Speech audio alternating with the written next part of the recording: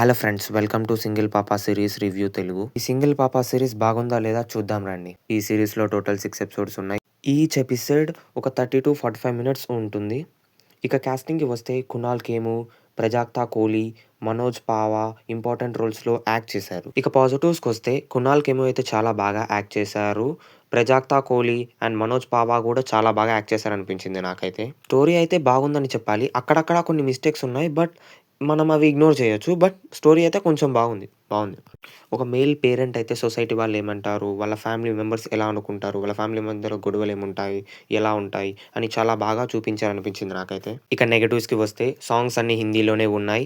Last ending అయితే ఇంకా కొంచెం చూపించచ్చు అనిపించింది నాకైతే. ఈ మేల్ పేరెంటింగ్ అనే కాన్సెప్ట్ ఈ మూవీలో చూపించారు. అలాగే ఇంకో మూవీలో కూడా చూపించారు, పాపా మూవీలో. ఇంకా ఎలా చూపించారు అండ్ దానికి దీనికి తేడా ఏంటో చూసిన వాళ్ళైతే చెప్తారు. ఇక నేను చెప్తే స్పాయిలర్ అవుతుంది, కాబట్టి తెలిసిన వాళ్ళు కమెంట్ చేయండి. మూవీలో కూడా కొన్ని లాజిక్స్ లేవనిపించింది నాకైతే. ఏంటంటే బేబీ ఎలా వచ్చాడు అనేది తెలీదు, అండ్ అది కూడా క్వశ్చన్ మార్క్ గానే ఉంది. అందరూ ఫ్యామిలీతో చూసి ఎంజాయ్ చేయొచ్చు. ఇక నా ఒపీనియన్కి వస్తే మూవీ అయితే బాగుంది, అందరూ ఫ్యామిలీతో చూడొచ్చు.